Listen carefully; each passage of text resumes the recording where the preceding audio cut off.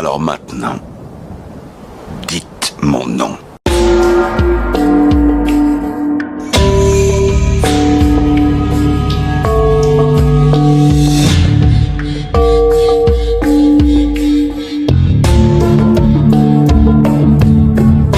Walter White est vraiment l'anti-héros pour lequel il est largement discutable moralement de lui vouer une certaine admiration.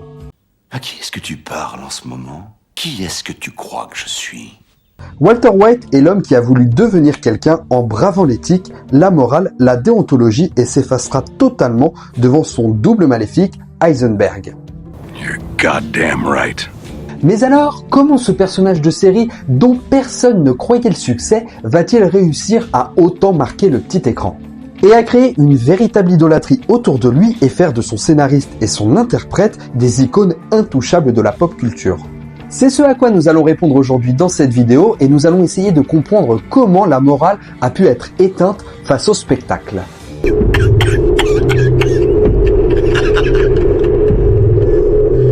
Mais pour commencer, je vous propose que nous nous replongions dans les coulisses de cette série qui, à mon sens, est une des meilleures qui existent. Les aventures de Walter White sortent de l'imagination du scénariste Vince Gilligan, qui avait pour projet ambitieux d'écrire une série où le protagoniste se transformerait petit à petit en antagoniste.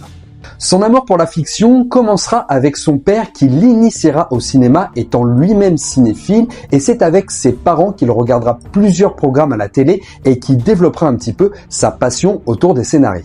Voulant contribuer à ce patrimoine et y voyant en cet art la meilleure façon de raconter ses propres histoires, il commencera très jeune à écrire ses premiers courts-métrages. Il se liera d'amitié avec Angus Wall qui deviendra plus tard un des plus grands monteurs du cinéma. Et c'est la mère d'Angus qui offrira à Vince sa première caméra à l'âge de 13 ans, l'encourageant dans sa démarche créative. C'est donc naturellement que Vince Gilligan, une fois son diplôme en poche, se dirigera vers des études supérieures dans l'audiovisuel. Il obtiendra son bachelor à la Tisch School of the Art de l'Université de New York. Mais surtout, il gagnera un concours de scénario avec Mélie Mello qui sera adapté en 1998 au cinéma. Et si c'était servi de son intelligence pour faire quelque chose de bien, je sais pas, qui sait ce qu'il aurait pu apporter à l'humanité? Mais il fera surtout une des rencontres les plus importantes de sa vie, le producteur Mark Johnson, qui croyait déjà beaucoup en ce jeune garçon. Gilligan proposera quelques scénarios au cinéma et c'est celui de Mise à feu qui sortira en 1993 et l'aidera vraiment à s'épanouir dans ce métier. Vince Gilligan connaîtra une petite période de chômage, mais il adorait regarder à la télé la série X-Files et son agent lui permettra de rencontrer Chris Carter, le créateur de la série, car elle était la cousine de sa femme et il intégrera ainsi l'équipe des scénaristes. C'est lui que j'engagerai. Oh, c'est lui que tu engagerais. Ouais. Et Vince Gilligan va sortir très vite du lot, s'intéressant principalement aux épisodes dits monstres de la semaine. Mais surtout, il se démarque par sa subtilité d'écriture dans la psychologie de ses personnages, toujours complexes et nuancés de gris. Et sa participation à la série était tellement importante qu'il en deviendra producteur délégué et s'occupera lui-même du spin-off de la série The Lone Gunman, qui sera d'ailleurs un petit échec. Très bien. Voilà un bon article à faire.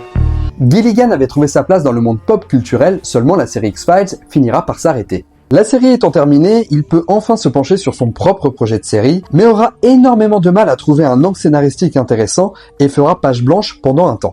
C'est en discutant avec son ami Thomas Shows au téléphone qu'il parlait d'un vieux fait divers racontant l'histoire d'un homme qui s'était fait arrêter pour avoir cuisiné de la drogue chez lui.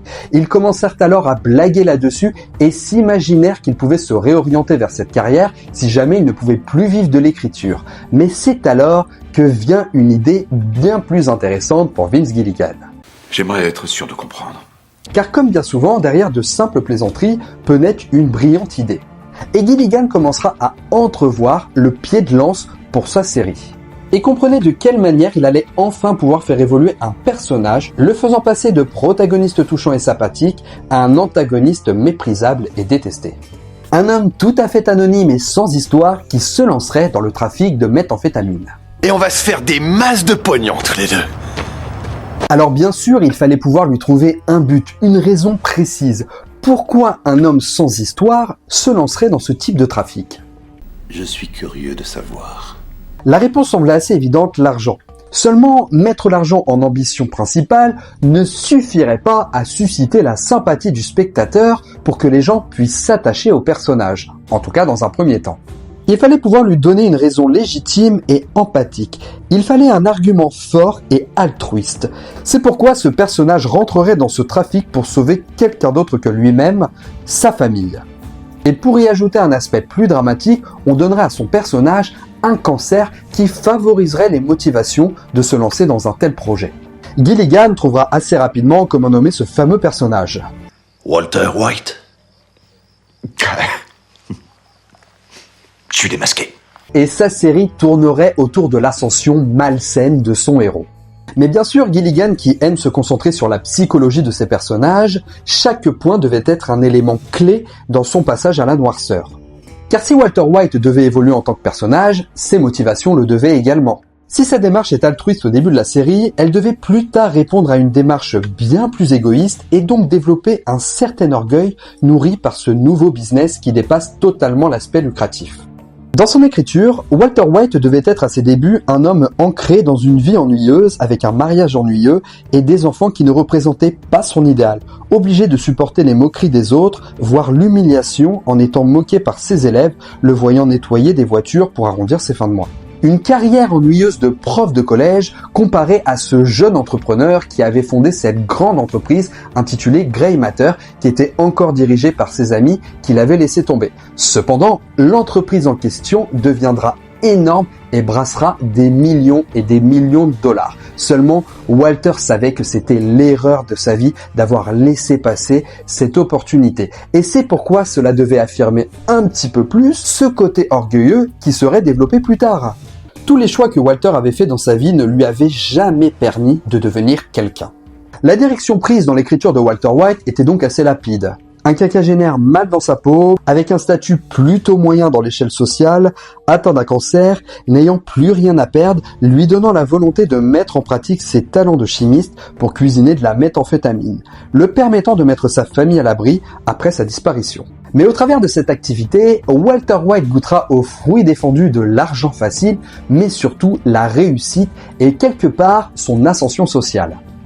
Un professeur qui a un cancer, sa famille dans le besoin. Ça suffit, arrête. Il obtiendra le respect du milieu et surtout un événement inattendu va contrecarrer tous ses projets, sa guérison.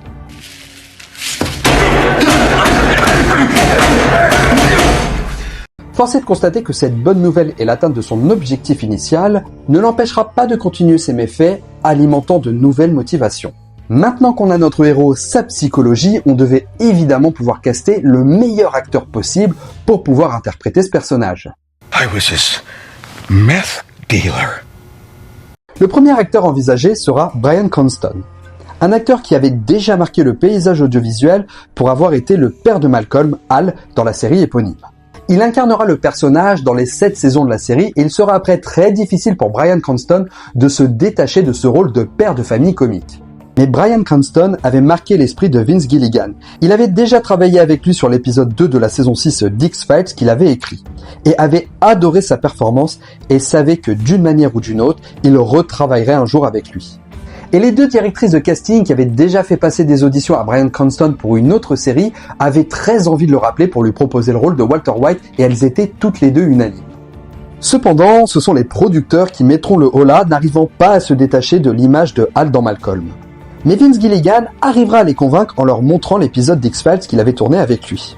La production se montrera donc généreuse auprès de Cranston qui était sur le point de signer pour une autre série. Quand Walter White se lance avec Jesse Pinkman dans le trafic de méthamphétamine, on peut dire une chose, c'est qu'il n'est absolument pas fait pour ça. Et donc on s'interroge énormément sur sa capacité à continuer et à porter la série et toute cette histoire. Cependant, la subtilité d'écriture dans la psychologie des personnages de Vince Gilligan vont l'amener à écrire un associé parfait avec son ancien élève Jesse Pinkman, représentant l'archétype du personnage avec lequel il ne faut surtout pas monter un business. Et si Jesse Pinkman est présenté comme le bon à rien de service, presque le running gag de la série, vous allez voir que le personnage va avoir une importance bien plus grande dans la transformation de Walter. On est dans le business de la meth ou dans le business du pognon? Car Jesse est le reflet allégorique de la noirceur de Walter White. Une sorte de crash test qui devra encaisser tous les dommages collatéraux sous l'emprise de Walter, qui lui voue une certaine affection plutôt malsaine. Mais ça, j'y reviendrai un peu plus tard. On m'a prévenu que l'homme que je devais normalement rencontrer était extrêmement prudent. La série va nous amener assez rapidement sur le basculement de Walter, car même s'il hésite à prendre des décisions difficiles, il y prendra assez vite goût, déchargeant le surplus d'adrénaline lorsqu'il retrouve sa femme. Sans mauvais jeu de mots évidemment. Seigneur, mais qu'est-ce que je dis? Et le moment clé de son basculement sera l'annonce de sa rémission et l'accueil qu'il fera de cette nouvelle. Car si cette réaction semble totalement inattendue, d'une certaine manière, elle est plutôt assez logique et ouvre une première ambiguïté. Car au début, on pourrait penser que Walter est en colère car il se dit qu'il ne va pas mourir. Et s'il n'est pas condamné, alors son plan s'effondre. Et passe de l'homme qui n'a plus rien à perdre à celui qui a tout à perdre, voire plus. Il aurait plongé dans l'illégalité pour rien et de plus son amateurisme aurait quand même coûté pas mal de vies. Walter tuant de ses mains dès le 3e épisode en hésitant beaucoup avant de passer à l'acte, mais ne ressentant aucune culpabilité après les faits. On prend le temps de faire basculer Walter sans pour autant le faire tomber trop vite. Mais ce premier conditionnement commence déjà à faire basculer Walter qui est prêt à prendre des décisions difficiles tout en embrassant cette carrière dans la méthamphétamine sans vouloir pour autant s'en laver les mains, déléguant souvent à Jesse les tâches les plus terribles. Mais en avançant dans la série, on comprend bien que sa réaction semble bien moins empathique que ce qu'elle pouvait paraître. Mais un type comme ça, c'est pas courant.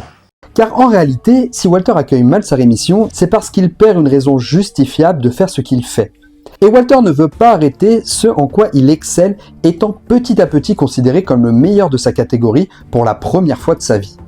Cachant derrière ses méfaits une vérité qui n'en est plus une, je fais tout ça pour ma famille. Walter semble hésiter, une once de morale lui traversant par moments l'esprit, mais rien ne pourra l'empêcher de continuer son business jusqu'à détruire tout ce qui compte vraiment pour lui. Sa femme se sentira pris en otage par cette activité qu'elle doit taire, gérer et surtout tout mettre en œuvre pour garder en cage l'orgueil de Walter, qui est le seul élément capable de les faire tomber. Ton génie excentrique. Il est peut-être toujours dehors. Lui qui commence à avoir besoin de flamber et mettre en avant des indices de réussite. Et sa femme Skyler se détestant un peu plus chaque jour, mettant elle-même en danger des vies. Comme celle de son ancien patron à qui elle contraint de faire rédiger un chèque pour payer le fisc et s'assurer de ne pas faire entrer la police dans la vie de Walter. Elle essaie également au mieux d'atténuer sa culpabilité, inventant un scénario pour expliquer l'argent de Walter et payer les soins médicaux de Hank, considérant Walter comme responsable de son état. Walter excelle dans la meth, mais continue à détruire petit à petit son socle familial de la même manière que la meth donne des moments d'euphorie, mais détruit une vie. Je vois pas à quoi ça sert d'être hors la loi si on a des responsabilités. Et la question qu'on pourrait se poser finalement, c'est est-ce que l'orgueil de Walter est né grâce à l'activité de la méthamphétamine ? Pas si sûr que ça. Car quand on y réfléchit, Walter avait la possibilité de ne jamais démarrer cette activité en acceptant le poste que lui proposait son ami Elliot. Mais celui-ci ne pouvait pas se résoudre à accepter cette offre qui était l'illustration de son échec. Et son orgueil est également mis en avant au travers de son fils. Déjà en lui donnant son propre prénom. Il s'agit bien souvent d'un certain reflet narcissique et ce fils unique censé représenter le reflet de Walter étant en condition de handicap, devenant pour Walter un miroir supplémentaire de son échec. Et son fils va de nouveau mettre à l'épreuve son orgueil. Qu'est-ce qui se passe? Parle-moi, explique-moi. Lorsqu'il crée une cagnotte sur internet pour payer les interventions, un site alimenté par des donateurs fictifs créé par Saul Goodman permettant de blanchir l'argent de Walter. Cependant, Walter n'acceptera pas que son fils prenne les lauriers de son travail, jalousant les félicitations qu'il reçoit, n'arrivant pas lui-même à feindre une certaine fierté pour son fils face à un élément qui dissimule complètement ses véritables activités. Mais revenons maintenant un petit peu sur la relation entre Jesse et Walter White. Vous voudriez pas juste une fois arrêtez de me manipuler. Cela peut paraître étrange, mais Jesse Pinkman devient le garde-fou de Walter. Et va énormément souffrir et payer de ce statut, car aussi bizarre que cela puisse paraître, Walter aime profondément Jesse, pour lequel il développe un besoin inconditionnel de paternité, voulant à tout prix être son ange gardien alors qu'il en est bien plus destructeur pour lui. Car au début, Jesse représente finalement son ticket d'entrée dans le monde de la meth.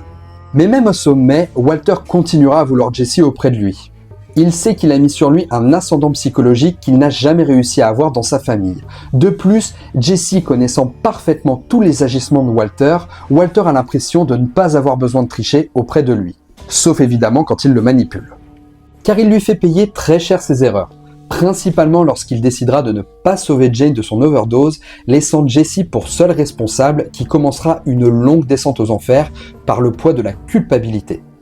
Ce jeune homme qui a vécu l'abandon toute sa vie, ayant grandi avec des parents qui le méprisent. Et Jesse lui-même mettra Walter face à son orgueil.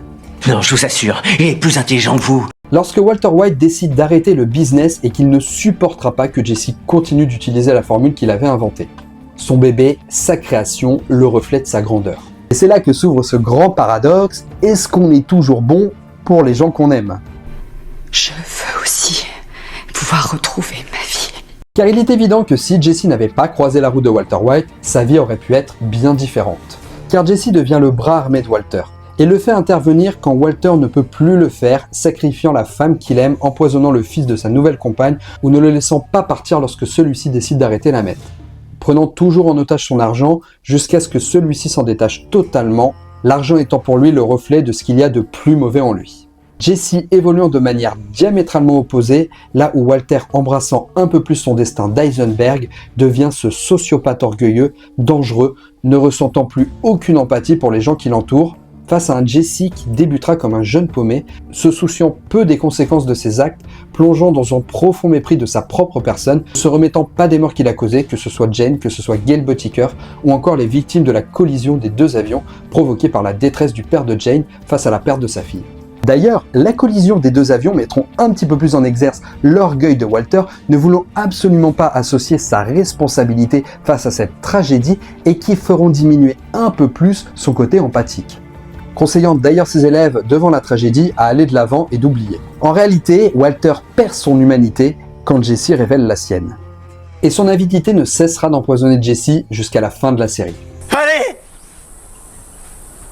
Dites-moi que vous avez besoin de ce service! Et dans le dernier épisode, c'est après le rejet de son propre fils que Jesse deviendra pour Walter White le socle de sa rédemption.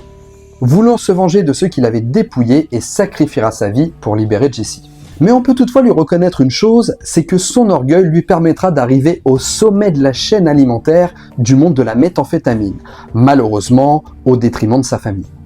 Walter White passera les 2 dernières années de sa vie à alimenter cet orgueil qui mourait de faim depuis des années, sans une once de regret, ce simple prof de chimie qui deviendra le meurtrier de bon nombre de victimes innocentes, réussissant à s'en laver à chaque fois les mains, faisant même exploser ce qu'il voulait sauver en priorité, sa famille. S'offrant un semblant de décence en fin de série qui le poussera tout de même à admettre la terrible vérité. Je dois t'entendre dire, encore une misérable fois, que tu as fait tout ça pour notre famille. Je l'ai fait pour moi.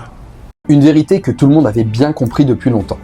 Et c'est pour toutes ces raisons que je déteste Walter White. Je sais pas ce qui peut te faire dire ça. Mais d'une certaine manière, en visionnant la série, qu'est-ce que j'ai aimé le détester. Et voilà, c'est tout ce que j'avais à vous dire à propos de Walter White, de Breaking Bad. J'espère que cette vidéo vous aura plu. N'hésitez pas à liker, partager, commenter, c'est ce qui aide le plus la chaîne. Vous pouvez également devenir membre soutien et avoir accès à du contenu en avant-première. En attendant, pensez à vous abonner pour ne pas rater les prochaines vidéos. Sur ce, moi je vous laisse. Ciao les amis. Bullshit!